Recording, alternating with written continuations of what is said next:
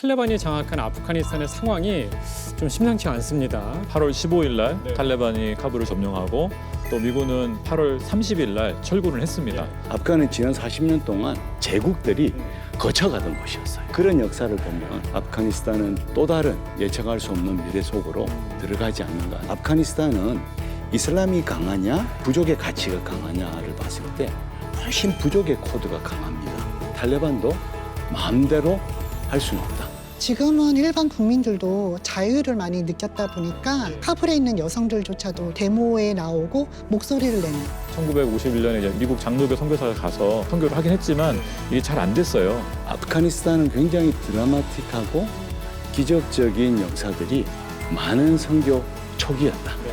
포음이나 비전이나 아니면 말씀을 그러니까 그런 라디오 방송 있잖아요. 그런 걸 통해 가지고 예수님을 만난 사람들이 굉장히 많이 있었어요. 선교사들이 안 가니까 예수님이 먼저 가신다는 이야기를 농담삼아 하거든요. 네, 지난 시간 아프가니스탄의 현재와 과거 그리고 아프가니스탄 내 선교 역사에 대해서 이야기를 해봤는데요. 지난 시간에 이어서 오늘 이 시간에는 아프가니스탄과 선교 관련해 더 깊은 이야기를 나누어 보겠습니다. 자, 이은수 대표님, 이 전통적인 원래 무슬림의 선교 방법은 어떤 것들이 있었나요?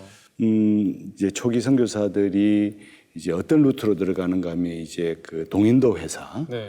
인도나 또 아프리카를 통해서 이제 가서 실제로 이제 선교사로서 이제 복음을 전하면 그 중에 이제 무슬림들 가운데 네. 자신의 정체성을 크리스찬이라고 바꾸는 것은 그 시대는 굉장히 내가 서구화되는 네, 이런 부분들에 대한 반응이 있어서 교회들이 있었습니다. 네. 근데 이제 교회들이 있었지만 실제로 그 교회는 그 사회에 우리가 소위 말하는 토착적 교회가 아니라 외딴 섬 같은 이제 그런 교회였거든요. 네. 그래서 선교사들이 들어가서 성경 번역도 하고 영어도 가르치고 그다음에 의료 선교도 하고 그다음에 NGO 사역도 하고 이제 그런 사역을 통해서 미미하나마 이제 이슬람 세계의 교회가 있었습니다. 어느 순간 그런 교회들이 다 없어졌어요. 네. 그래서 저희들이 이제 20세기 들어와서 나가면서 이제 그들에게 좀 복음을 쉽게 전할 수 있는 네. 우정전도. 저도 처음 97년 나갈 때 이현 선교사 이슬람 선교 우정전도. 그래서 친구가 되고 네. 그래서 공을 좀 들여가지고 나중에 카페에서 엄밀하게 야, 너 혹시 복음에 대해서 좀 들어보려니? 생뚱맞은 거예요, 무슬림들은. 그래서 관계가 깨어지고. 네. 그래서 저희들이 그런 방법보다는 이제는 좀 어떻게 하는 게 좋을까 생각하니까 성경을 가르치는 거예요. 성경을 통해서 한번 예수님을 만나보자. 왜냐하면 구란에는 무함마드보다는 예수님의 이야기가 훨씬 더 많이 나오거든요. 그래서 무슬림들이 예수님을 알기 때문에 너희들이 가지고 있는 구란과 내가 갖고 있는 성경을 한번 공부해보자. 하나님이 뭐라고 말씀하시는가를 찾다 보면 무슬림들이 이제 주님을 이제 만나기도 하고 네. 그래서 지금은 굉장히 다양한 방법으로 선교하고 있다 이렇게 네. 보시면 될 것 같아요. 네. 자, 이슬람 국가 내 선교로 이야기할 때 사실 빠지지 않는 것이 여성 인권 이야기입니다. 특히 아프가니스탄이 카불이 점령당하면서 진짜 많이 기사에서 나왔던 게 여성 인권 문제, 또 여성의 어떤 존재감 자체를 아예 없애버리는 것들. 이윤희 선교사님 거기에 직접 계셨어서 뭔가 좀 느낌이 좀 있었을 것 같은데요. 어떻습니까? 실제적으로 이슬람에서는 자기네들은 여성을 보호하고 아이들을 보호하고 굉장히 존중하고 그렇다고 얘기를 해요. 그래서 저도 처음에 갔을 때 아프간에서 맞는 여성들이 굉장히 많거든요. 네. 그래서 야 너네는 맞는다면서 괜찮냐? 그러면 절대 아니래요. 네. 그래서 누가 그러냐고 우리 이슬람은 다 사랑하고 남편들이 얼마나 부인을 사랑하는지 모른다 막 그렇게 하거든요. 네. 그렇게 1년이 지났는데 얘기하다가 제가 싱글이니까 막 얘기하다가 누가 어떤 남자가 좋은 남자냐 했는데 우리 그 방에 있던 모든 여자들이 하는 말이 때리지 않는 남편. 성경에서는 우리가 배운 성경에서는 하나님은 동등하고 이렇게 막 그런 얘기를 하면서 절대로 남편이 부인을 때릴 수 없다. 그런데 갑자기 싸한 거예요, 분위기가. 그러면서 애들이 하는 말이 그래도 때릴 수 있는 거 아닐까? 그렇게 얘기를 하는 거예요. 네. 그 사회적인 어떤 그런 계속 배워왔던 거, 축적되어 왔던 것으로 인해서 일반적으로 여성들 사이에서는 본인들이 이렇게 밖에 나가지 못하는 거, 혼자 나가지 못하는 것들, 그런 거를 내가 보호받고 있다라고 이렇게 생각을 하고, 네. 그렇게 폭력을 받는 것 역시도 그것이 당연하다라고 생각을 하고. 어떤 관점에서 보느냐가 사실은 이제 중요하다고 저는 생각되는데, 이슬람 세계가 굉장히 다양해요. 네. 그래서 지금 이제 우리가 논의의 이제 중심에 있는 아프가니스탄은 저는 이슬람적인 어떤 그 가치와 율법도 존재하지만 이 부족의 가치와 율법 굉장히 이제 많이 존재합니다. 비비 아이샤 같은 경우는 14살 때 그 원수의 집안에 아버지가 시집을 강제로 보내요. 쉽게 말하면 자기 그 친정의 그 가족 구성원 중에 한 사람이 그 시집의 누군가를 죽인 거예요. 그래서 이슬람은 그 눈에는 눈, 생명은 생명이잖아요. 네. 그게 굉장히 어려운 법이거든요. 네. 그렇기 때문에 그냥 자기 딸 둘을 14살, 12살 때 그냥 보내버립니다. 예. 쉽게 말하면 팔아버리는 거죠. 화해의 제스처로. 네, 네. 그래서 14살 때 가가지고 그냥 22살 때까지 늘 남편하고 시아버지하고 시집 남자들한테 맞고 자랐어요. 그쪽 입장에서는 원수의 자식이라고 생각할 그러니까 수 있으니까. 생각나면 그냥 네, 두들겨 네, 네. 패는 화풀이 거예요. 대상입니다. 네. 그래서 여러 번 탈출하다가 마지막 붙들려 가지고 그 샤리아 법이 있거든요. 거기서 이제 판결이 나야 법이 집행이 되는데 네. 시아버지하고 남편하고 산으로 데리고 들어가 가지고 코하고 귀를 이제 잘린 거예요. 그러니까 완전히 이거 뭐 인사불성이 된 거죠. 네. 그리고 내려왔는데 자기 친정에서 안 받아줬습니다. 왜냐하면 받아주면 친정과 시가가 또 네. 전쟁이 일어나니까. 네. 그래가지고 혼자 내려와서 그 구호 단체 도움을 받아가지고 네. 미국으로 가고 그 얼굴이 타임스 표지 기사로 나온 거예요. 네, 네. 그래서 들여다보면 훨씬 더 그 부족의 어떤 잔인한 그 가치와 관습이 여성을 더 몰아가는 부분들이 좀 없잖아 저는 있다고 보고요. 네. 이제 우리가 아는 또 다른 이슬람 세계는 굉장히 여성이 주도적인 보이스를 내는 곳도 있거든요. 이제 그런 두 가지를 함께 우리가 좀 보는 것도 좋겠다. 그런 생각이 사실 지금 시대에서는 좀 이해가 안 되는 부분이 있는데요. 지금까지 얘기를 해보면은 사실 많은 사람들이 좀 미래가 좀 불투명하다 막 이런 얘기들을 좀 하는데 그 미래에 대해서 좀 이야기를 나눴으면 좋겠습니다. 먼저 이윤희 선교사님께서 말씀해 주시죠. 저는 아프간이 선교가 닫혔다 열렸다 얘기하는 거는 그냥 우리의 관점이 아닐까. 네. 언제나 선교는 문이 닫힐 때가 있고 열릴 때가 있고 부흥할 때가 있고 정말 핍박당할 때가 있고 진짜 다양했던 것 같아요. 근데 우리한테 포커스는 지금 이러니까 우리가 일 못해. 이러니까 선교가 죽었어. 이러니까 선교사 갈 수 없어. 그거 어떡하지? 어떻게 선교를 하지? 하는 거가 아니라 그럼에도 불구하고 하나님께서는 일하시고 계신다는 것을 믿는 거가 중요하지 않을까라고는 그런 생각을 하거든요. 그러니까 지금 이 시대에 이 순간에 하나님께서 우리한테 말씀하신 거가 어떤 걸까? 우리의 생각을 멈추고 좀 시야를 하나님께로 돌려야 되지 않을까. 그것이 지금 아프간 선교나 이슬람 선교를 향한 우리의 방법이 아닐까라는 그런 생각이. 네. 저는 그걸 이제 복음의 역설이라고 네. 늘 이야기하거든요. 예수님께서도 말씀하셨던 것처럼 핍박을 받고 고난을 받을 때 성령께서 할 말을 일러 주시겠다 그랬는데 사실 고난받는 또 어려움을 당하는 성도들에게 하나님이 직접 말씀하실 때 그 파워는 저는 굉장하다고 네. 보거든요.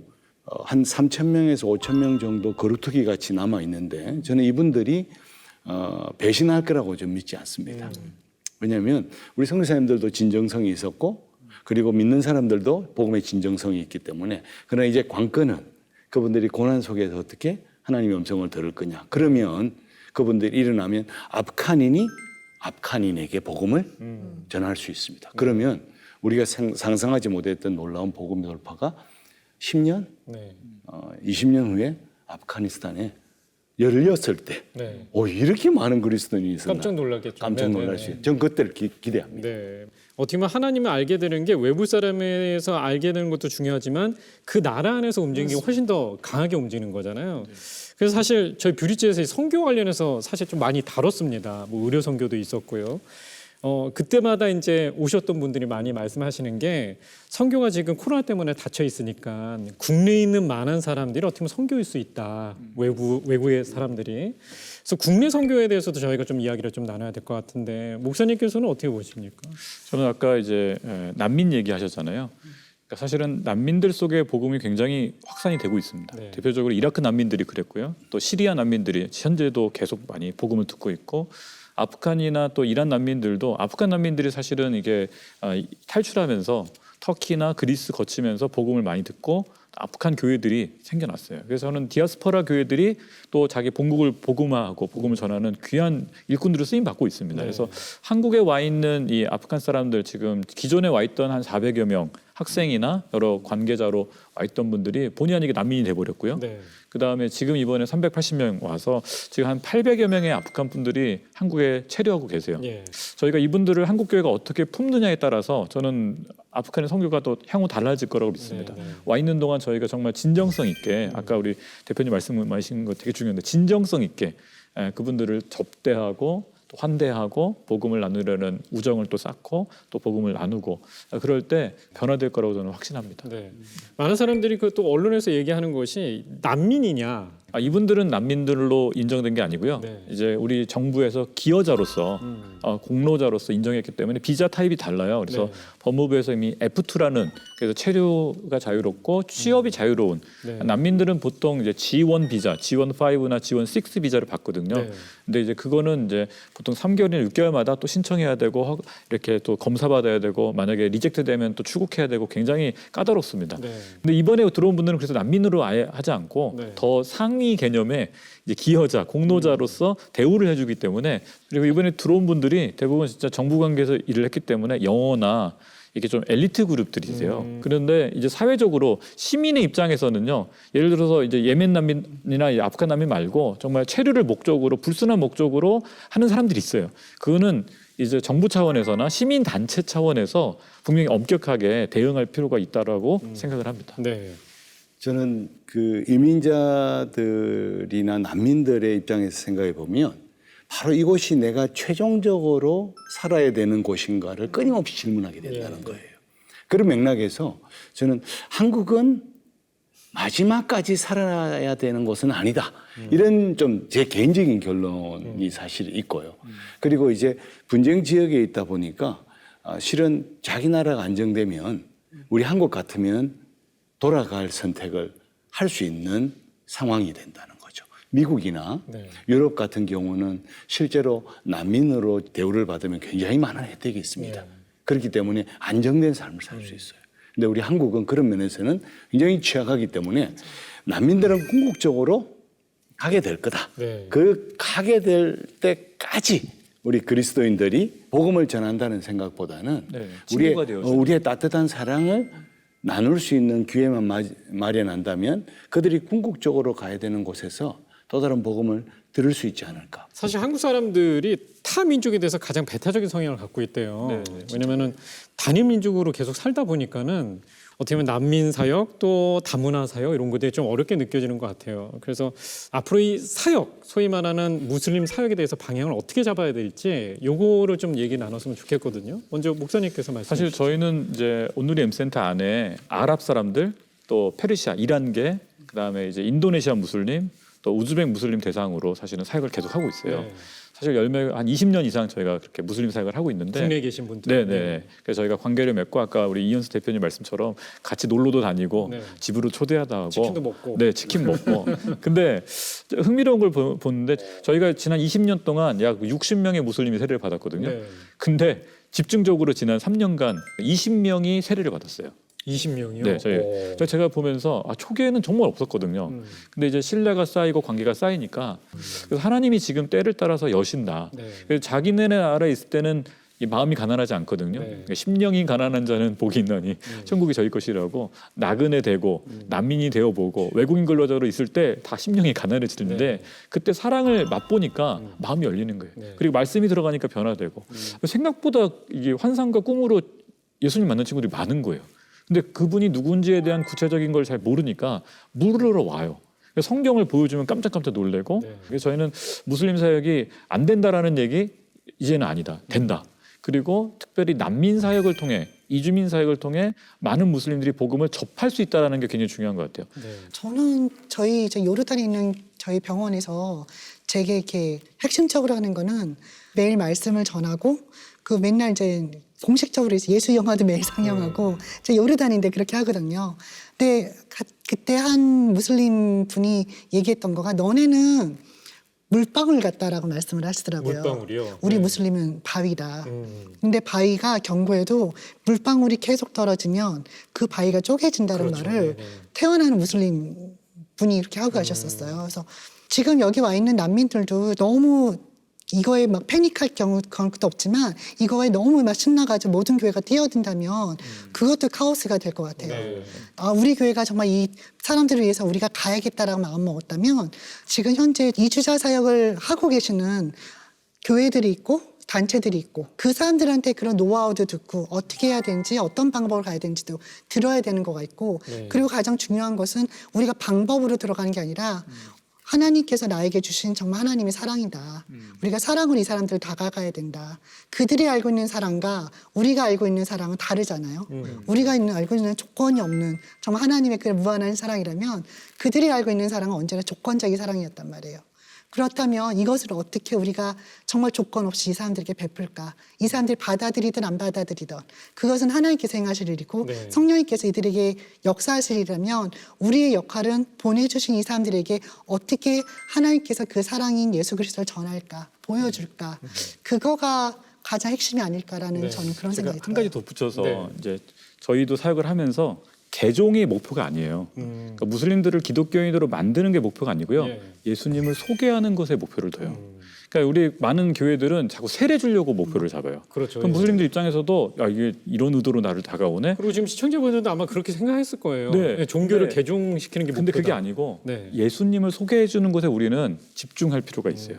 그분들이 스스로 나올 때까지는 네. 압박해서나 또는 이게 강제로 해서는 안 되고요. 그러나 예수님을 소개하는 노력은 우리가 계속 해야 되는 것이죠. 네. 그러니까 기억나는 거가 아프가니스탄에 있을 때 병원에 있을 때 저희 병원 직원 중에 한 명이 찾아와서 저희들한테 했던 거가 그때 저희 팀이 조금 되게 힘들었거든요. 그래서 병원은 우리가 이거를 프로젝트를 접어야 되냐 마느냐를 가지고 고민을 할 때였는데 그 친구가 저희한테 찾아와서 하는 말이 내가 봤는데 너네가 알고 있는 예수와 내가 알고 있는 예수가 다르더라. 네. 근데 나는 너네가 알고 있는 예수를 알기를 원한다. 저희가 그때 저희 팀이 모두가 회개했던 거가 우리는 우리가 뭐를 한다고 생각을 했거든요.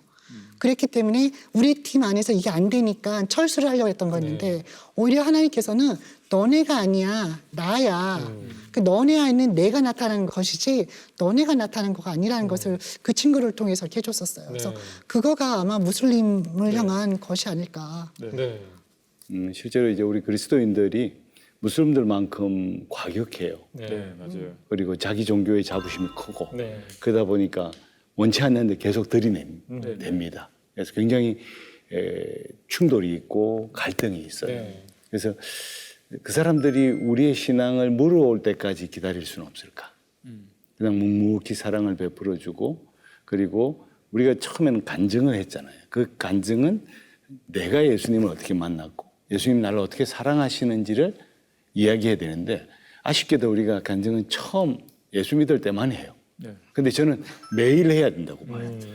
무슬림들을 만나서 매일 예수님에 대한 이야기를 하면 예수님과 우리의 삶이 매치가 되면 그들이 소망에 관한 이유를 우리에게 물어올 거라는 네. 거죠. 그래서 기독교를 우리는 수출하는 사람이 아니라 예수 그리스도를 소개하는 사람으로 만약에 다가간다면 언젠가 주님께서 역사하시면 그들의 인생에 한번 만나 주실 거다. 저는 그런 생각이 좀 들죠. 자, 사실 때론 상황이 아닌 사람을 봐야 할 때가 있고 때때로는 사람이 아닌 상황을 봐야 할 때가 있는 것 같습니다. 아프가니스탄의 현재 상황은 누가 봐도 어렵고 좀 불안한데요. 하지만 힘든 상황 속에서 하나님께 시선을 고정하고 할 수 있는 것들을 정말로 해나갈 때 하나님의 일하심을 기대해 볼 수 있지 않을까 하는 생각이 듭니다. 자, 아프가니스탄 관련해서 오랜 시간 함께 나눠주신 이현수 대표님, 이윤희 선교사님, 그리고 노유성 목사님 너무나 고맙습니다. 말씀 고맙습니다. 감사합니다. 전체 무슬림 중 80%가 참된 그리스도인을 알지 못한 채 죽어가고 있다고 합니다. 이 탈레반이 장악한 아프가니스탄의 복음의 사역은 더욱더 어두워졌다고 할 수 있는데요. 동트기 전 새벽이 가장 어둡다는 말에 기대어 그저 지금의 자리에서 기도로 마음을 모으는 것, 복음의 시선으로 성도와 세상을 이어가는 방법이 아닐까 생각이 듭니다. 자, CCNTV 뷰리지는 여러분의 소중한 후원으로 만들어집니다. 지금까지 함께해 주신 시청자 여러분 고맙습니다.